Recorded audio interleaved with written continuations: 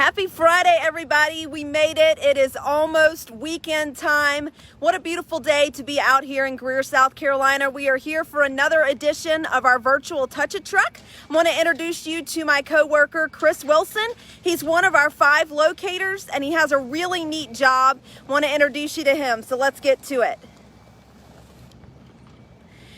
Hey Chris, and as you guys are jumping on, make sure to let us know where you're tuning in from, and if any of the kids have questions, make sure to ask those in the comments section. So hey Chris, how's it going? Hey Allison, hey everybody. Great sunny day, just beautiful clouds. Tell me a little bit about your job here at Greer CPW. I am a utility locator. We offer gas, water, power, sewer, to our customers. We actually have our own in-house fiber that a lot of people don't know about that we actually have to locate sometimes also. So what exactly is a locator? A utility locator is somebody who marks the public utilities, your cable TV, your telephone, gas, power, water, sewer lines, and we do those to protect the lines from being cut and damaged. So if you're doing any digging on your property, planting trees, landscaping, bushes, you definitely want to call 811 and have the companies come out and mark the utilities, because some of the utilities are buried shallow, and you don't want to get those damaged because you could lose internet, you could lose power, you could cause a gas leak, water leak, and those things can cause damage and cut off your communications. So right. We certainly don't want that during this time right now, during the coronavirus. No. Yeah. Tell me how you got into locating. In the early 90s, I had a friend, a childhood friend, who had gotten into it, and he was working for a company that located telephone, and he kept bugging me about coming and trying it, so I did, and he actually trained me. I learned to locate from him. I've actually taken courses. Also, I took one at another company, and I've taken a course here, but he got me into it, and I've just been doing it ever since. I've been locating for over 26 years. Wow. And you're one of 5 locators, which is certainly an important job to ensuring that everybody stays safe, really. Yeah. So tell me a little bit about what type of equipment you need to do your job. This is what we call a subsite. The subsite is what we use to do what we call conductive locating, where we actually hook to a utility, push a current down a line, and this traces that current out. This can either do conductive or inductive. This can also, but it's not as good as this one. Or this one right here is called a pipe horn. It is pretty much exclusively for inductive locating. We have a variety of machines that we use, and technically we need all of them. And if you get down to the bare bones, we actually have a shovel if we need to use that too. So I see a bunch of cans of spray paint in the back of your truck. Why do you have all of those? Yellow is for marking gas lines, blue is water lines, green is sewer, orange is telecommunications, which is cable TV or telephone, white is proposed excavation. So if somebody's going to say, I want to dig on the left hand side of my house, if you'll paint it in white, we'll know the exact area you're going to work in, and red is for power. Yeah, so when folks see the markings in the middle of the road or maybe their yard, now they know that each color signifies a different utility. Yes. Yeah. And this is faded right here, but this forward is what we call an offset. And if I step that off heel to toe, it will put you as 4 foot from that bottom of that mark to our gas main. Yeah. Why, in your opinion, is it so important to call 811 before you dig? Like I said a while ago, you have elderly people who need 911 assistance. You have oxygen, which is machines that are plugged in and use power. Telephone is working your internet. If you get any of those damaged because you didn't call 811, you can be without your power. You can lose the oxygen. You can lose your internet for working from home. Just all kind of issues. Yeah, and we actually have some examples here of the kind of damage that has happened to our gas lines. This is an example of a main service line here, and you can see the damage. This is where a excavator, which is it's like a mini backhoe, had cut into this piece of 4-inch gas main. Yeah. And we're not only talking losing service, but this could potentially be dangerous too with a natural gas line. I think one of these was just damaged with just a basic shovel. So that's this looks like a shovel. Yeah. Looks like they were trying to spot the gas and accidentally run the shovel into it. This one also could be a shovel getting into it, and actually maybe even a probing rod because it's got a small pinhole in it. Yeah. So your job, you also come out when people call 811, but you also come out to do emergency locates whenever we have a water main break or a natural gas line that's hit. Yeah. We have water mains break off. That's the most common, is a water main break. I've been called in the middle of the night for people hitting telephone poles. Just all kind of issues that we have to go out and locate for. So telephone pole gets hit, we'll go out and mark to make sure it's clear for them to put a new pole in the ground. Yeah. So describe a normal day for you. You drive just kind of a typical pickup truck here with all of your equipment in the back, but describe like a normal day for you. A normal day, we have 3 days to complete our jobs, but a normal day, I probably start my day with over 70, 80. Some of our locators have well over 100 tickets.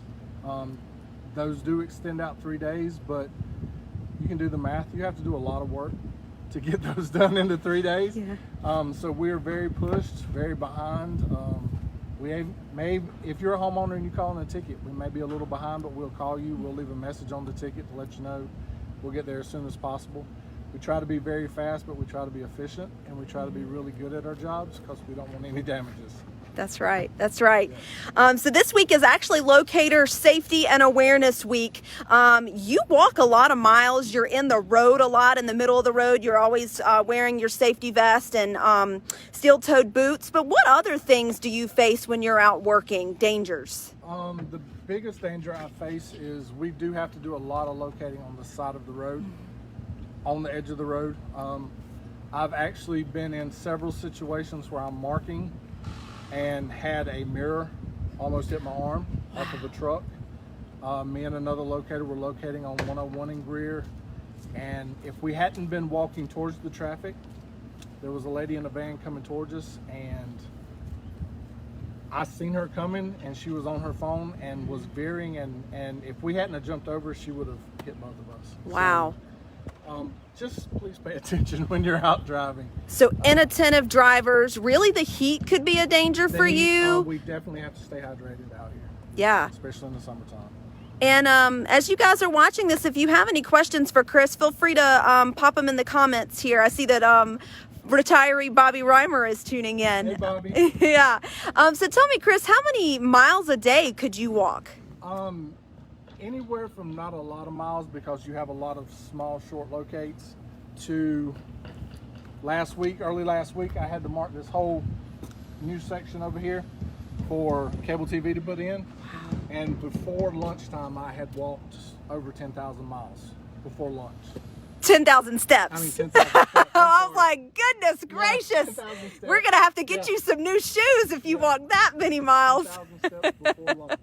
So, wow. I'm not sure how many I finished with that day, but yeah.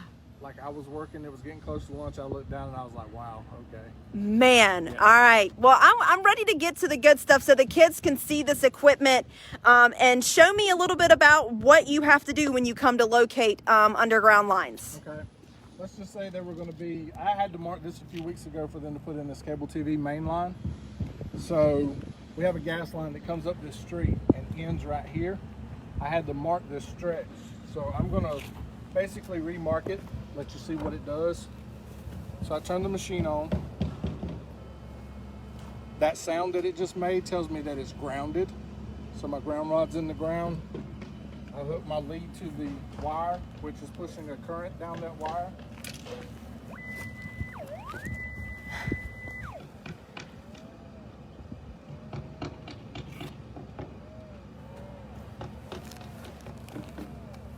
So no, tell me again what that sound is. So the sound, and I keep my sound low because it's how I'm used to locating, but I can turn it up and make it really loud. When it gets its loudest is when I'm over the top of the line, directly over the top of it. So right there, I'm directly over the top of this gas line. And I put my dot. So you're doing yellow because this is gas. It's a gas main. Yeah. Now, we talked earlier, you said you do this a certain way because you've been doing this for so long that you do the dots first and then you come back? Yes, when I first started locating, I would just hook up and I would take off marking and striping.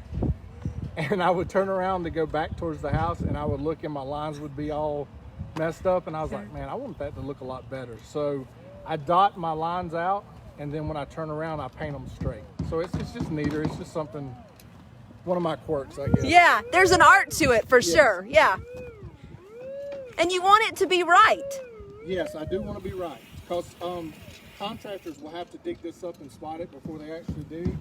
And I don't want them to have to dig any more than they have to. Yeah, of course.